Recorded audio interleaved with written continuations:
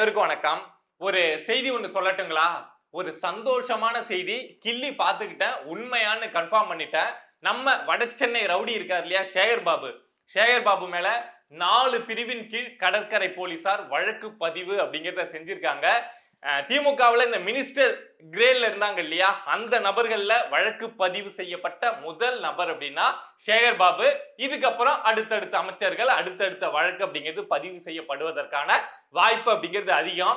இந்த எலெக்ஷனுக்கு முன்னாடி வரைக்கும் அமலாக்கத்துறை வந்து கெஞ்சிக்கிட்டு இருந்தாங்க, ஐயோ இந்த நேரு இந்த மாதிரி தப்பு பண்ணிட்டாருங்க, ஊழல் பண்ணியிருக்காரு, முறைகேடு பண்ணியிருக்காரு, வேலை தரேன்னு சொல்லிட்டு பணம் வாங்கியிருக்காரு, வழக்கு பதிவு செய்யுங்க, நாங்க அந்த வழக்கு எடுத்து விசாரிக்கணும் அப்படின்னு சொல்லிட்டு தமிழ்நாட்டு காவல்துறை கிட்ட அமலாக்கத்துறை கெஞ்சிக்கிட்டு இருந்தாங்க.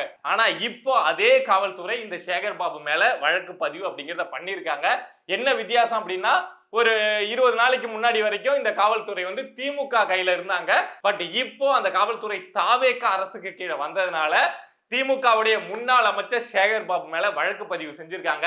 வாக்குப்பதிவு நடந்தது இல்லையா, துறைமுகம் தொகுதியில திமுக வந்து சென்னையில இருக்கக்கூடிய 16 தொகுதியில வந்து, சென்னை மாவட்டத்தில் இருக்கக்கூடிய 16 தொகுதியில வந்து 2 தொகுதியில தான் ஜெயிச்சாங்க. ஒன்னு சேப்பாக்கம், இன்னொன்னு துறைமுகம். சேப்பாக்கத்துல வந்து நம்ம சின்னவர் ஜெயிச்சாரு, அங்க துறைமுகத்துல நம்ம சேகர் பாபு ஜெயிச்சாங்க. மத்த 14 தொகுதியிலையும் தாவேகா ஜெயிச்சாங்க. இந்த துறைமுகம் தொகுதியில வாக்குப்பதிவு நடந்தப்போ ஒரு பிரச்சனை அப்படிங்கிறது நடந்தது. இங்க இந்த துறைமுகம் தொகுதியில தாவேகா வேட்பாளரா சினோரா அசோக் அப்படிங்கிறவங்க தான் நின்று இருந்தாங்க. இந்த சினோரா அசோக், அவங்க கூட இருந்த அட்வொகேட் விஜயகுமார், இவங்க மேலலாம் நம்மளுடைய சேகர் பாபு அவங்க டீம் வந்து ஒரு தாக்குதல் அப்படிங்கிறத நடத்தியிருக்காங்க, அடிச்சிருக்காங்க. ஓப்பனா சொல்லணும் அப்படின்னா, அப்போ தாவேகா வந்து ரொம்ப புதுசு, வேட்பாளரா வந்து நிக்கிறாங்க அப்படிங்கிறப்போ ஒரு பயம் இருக்கும். நம்ம சேகர் பாபு வந்து ஒரு டானு, வடசென்னை டானு அப்படிங்கிறப்போ போட்டு தாக்கியிருக்காங்க. பட் அந்த டைம்ல போயிட்டு சினோரா அசோக் போயிட்டு காவல்துறையிட்ட வந்து இதை மாதிரி வழக்கு பதிவு செய்யுங்க, இதை மாதிரி எங்களை தாக்கிட்டாங்க அப்படின்னு சொன்னா காவல்துறை வழக்கு பதிவு செஞ்சிருக்குமா? பண்ணாங்க. காவல்துறை வந்து வழக்கு பதிவு அப்படிங்கறத செய்யல. என்னங்க நீங்க சும்மா சின்ன புள்ளத்தனமா இருக்கீங்க, அவர் ஏரியாவில் வந்து அவர் மேலேயே நீங்க கேஸ் போட சொல்றீங்களா? அப்படிலாம் பண்ண முடியாது அப்படின்னு சொல்லிட்டு அப்போ காவல்துறை அமைதியா விட்டாங்க. பட் இப்போதான் தாவேகா ஆட்சி அமைஞ்சிருச்சு இல்ல, ஒரு 10 நாள் ஆயிடுச்சு இல்ல. ஸோ 10 நாள் வரைக்கும் என்ன பண்ணலாம், ஏது பண்ணலாம், நம்ம ஆட்சி எப்படி ஸ்டேபிளா கொண்டு போகலாம் அப்படின்லாம் தாவேகா வந்து ரொம்ப யோசிச்சுட்டு இருந்தாங்க போல. ஸோ விசிகாவும் உள்ள கொண்டு வந்துட்டோம், அமைச்சரவையில் இடம் கொடுத்துட்டோம். நம்ம முஸ்லீம் லீக்கையும் உள்ள கொண்டு வந்துட்டோம், அமைச்சரவையில் இடம் கொடுத்துட்டோம். இனிமே நம்ம ஆட்சிக்கு பிரச்சனை இருக்காது அப்படிங்கிற சூழல்ல தூக்குடா, எவன்லாம் நமக்கு எதிராக என்னென்ன பண்ணானோ, என்னென்ன பிரச்சனை பண்ணானோ, இவங்க மேலாம் வழக்கே போட முடியாதுன்னு ஆட்டம் போட்டானோ அவனெல்லாம் தூக்குடா அப்படிங்கிற மாதிரி இறங்கிட்டாங்க. சோ கடற்கரை போலீசாரை விட்டு 4 பிரிவின் கீழ் வந்து அன்னைக்கு சண்டை போட்டார்ல, தாக்குனார்ல, சோ அதுல வந்து நேரடியா இது சேகர் பாபுவோட அசிஸ்டன்ட் பண்ணிட்டான், சேகர் பாபுவோட பிஏ பண்ணிட்டான் அப்படிலாம் கிடையாது. நேரடியா சேகர் பாபு மேல 4 பிரிவின் கீழ் வழக்கு பதிவு அப்படிங்கறத செஞ்சிருக்காங்க. சோ அடுத்தடுத்து இது வந்து ஒரு சின்ன வழக்கு தான், அடிச்சாரு போனார் வந்தாருங்கிறது ஒரு சின்ன வழக்கு தான்.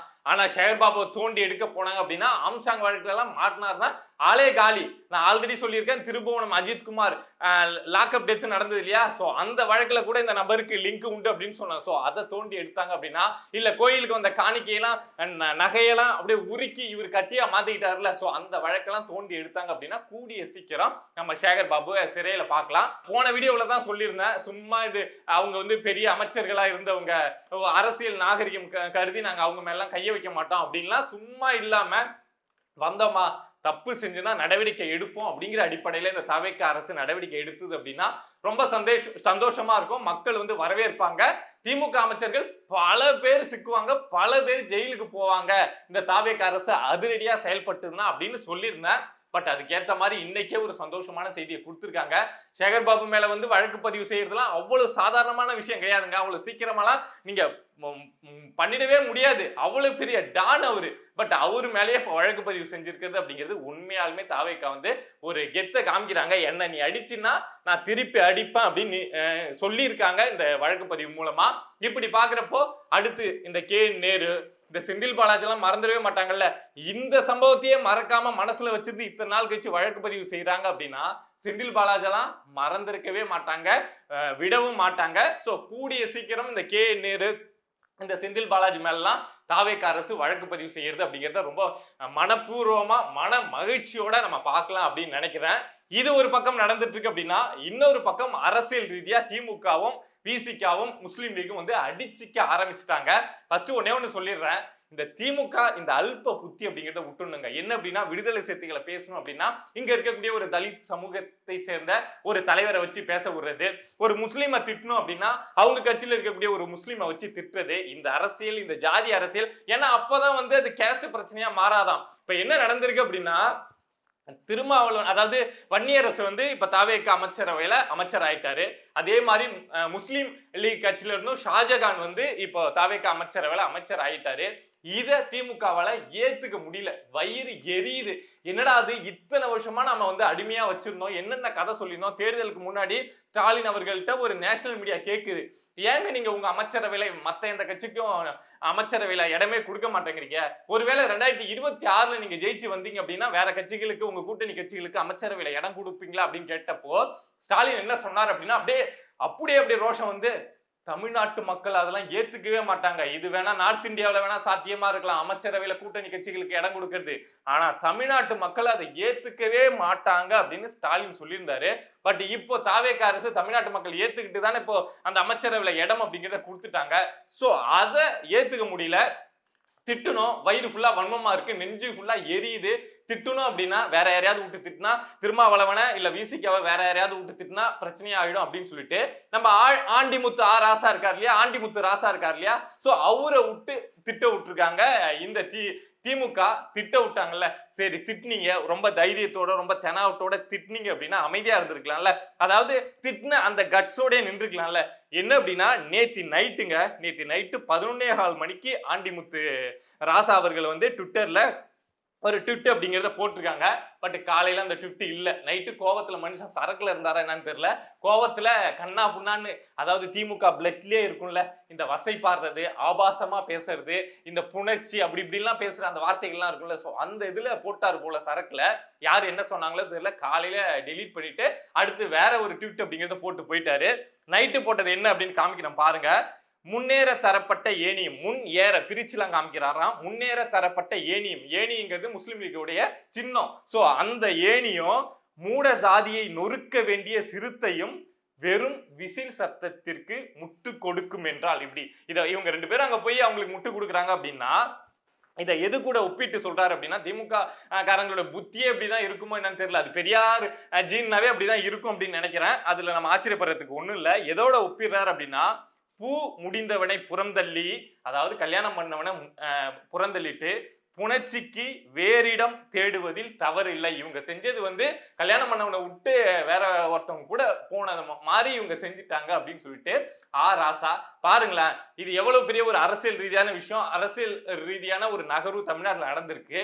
இத கூட கொண்டு போயிட்டு பூ முடிஞ்சவனை விட்டுட்டு புணர்ச்சிக்கு வேற ஒருத்தவங்க கூட போயிட்டீங்க அப்படின்னு சொல்லாம சொல்றாருன்னா இவங்க புத்தி, இவங்களுடைய எண்ணத்துல எவ்வளவு அழுக்கு படிஞ்சிருக்கும் அப்படின்னு பாருங்க. சரி, அவ்வளவு அழுக்கு படிஞ்சவங்க தானே, அவ்வளவு தைரியம் இருக்கு தானே, பேசாம அந்த ட்விட்டை வச்சிருக்க வேண்டியதானே.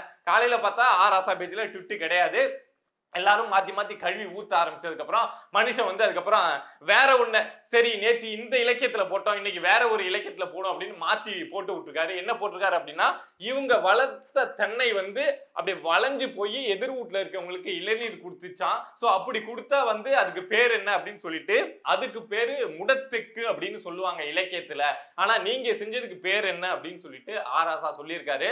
பட் விடுதலை சிறுத்தைகள் மேல எனக்கு விமர்சனம் உண்டு. அவங்களுக்கு அமைச்சரவையில தாவேக இடம் கொடுத்திருக்க கூடாது, அவங்களை முழுசா நம்பியிருக்க கூடாது அப்படின்னு சொல்லியிருந்தேன். ஆனா இந்த விஷயத்துல விடுதலை சிறுத்தைகள் வந்து விட்டு லெஃப்ட் ரைட் வந்து ராசாவை வாங்கிட்டு இருக்காங்க.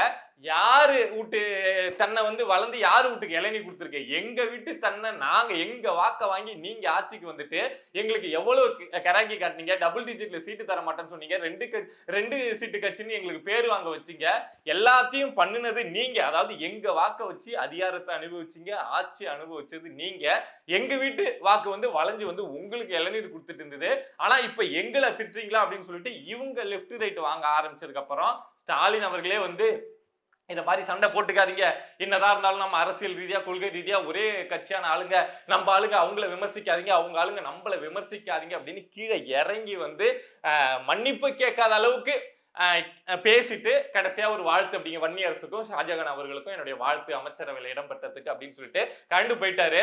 இவங்க எல்லாம் மறந்துட்டாங்க அப்படின்னு நினைக்கிறேன். தேர்தலுக்கு முன்னாடி என்ன கெஞ்சிட்டு இருந்தாங்க, விடுதலை சிறுத்தைகளே போயிடாதீங்க, கூட்டணி விட்டு போயிடாதீங்க, ஐயோ காங்கிரஸே கூட்டணி விட்டு போயிடாதீங்க, ஐயோ முஸ்லீம் லீக் கூட்டணி விட்டு போயிடாதீங்க அப்படின்னு என்ன கெஞ்சி இந்த திமுக கெஞ்சிட்டு இருந்தாங்க. தேமுதிக எல்லாம் ஒரு கட்சின்னு நம்பி ஐயோ வந்துருங்க வந்துருங்கன்னு காலில் உழுந்து புடிச்சு இழுத்து வந்து உள்ள போட்டு கூட்டணியில லாக் பண்ணாங்கல்ல. சோ அப்போ இந்த விடுதலை சிறுத்தைகள் இவங்க வாக்கு எல்லாமே இனிச்சுது. பட் இப்போ அவங்க தன்னிச்சையா ஒரு முடிவு எடுத்து தன்னிச்சையா அவங்க ஒரு அமைச்சரவையில இடம் பிடிச்சதும் இவங்களால ஏத்துக்க முடியல. இவங்க என்ன நினைச்சாங்க அப்படின்னா, இந்த கூட்டணி கட்சி இவங்க திமுக பெரிய கட்சி அப்படின்னு சொல்லிட்டு இங்க யாரையும் வளர விடாம அப்படியே இருந்துடலாம். இத்தனை வருஷம் தமிழ்நாட்டு அரசியல் வரலாற்றுல எங்கேயாவது அமைச்சரவையில கூட்டணி கட்சிக்கு இடம் அப்படிங்கிற வார்த்தையை நம்ம கேள்வி கூட பட்டது கிடையாது. பட் அதை இப்ப தாவேக அரசு செஞ்சிருக்கு, அதை நம்ம வாழ்த்துறோம், வரவேற்கிறோம். ஆனா விடுதலை சிறுத்தைகளை இதுக்குள்ள கொண்டு வந்ததுல நமக்கு விமர்சனம் அப்படிங்கிறது இருக்கு. அவங்க நாளைக்கே திமுகவுடைய அடிவருடையா மாறுவாங்க அப்படிங்கிற சந்தேகம் நமக்கு இருக்கு அப்படிங்கறதுனால விமர்சனம் வைக்கிறோம். ஆனா மத்த கட்சியில கொண்டு வந்தது அப்படிங்கிறது, தமிழ்நாட்டுல பழக்கத்துல இல்லாத ஒரு விஷயத்தை கொண்டு வந்தது அப்படிங்கிறது, எல்லாருக்கும் அதிகாரம், எல்லாருக்கும் வந்து ஆட்சியில பங்கு அப்படிங்கிற விஷயத்தை கொண்டு வந்தது அப்படிங்கிறத நம்ம வாழ்த்துறோம். பட் திமுகவால அதை ஏத்துக்கவே முடியல.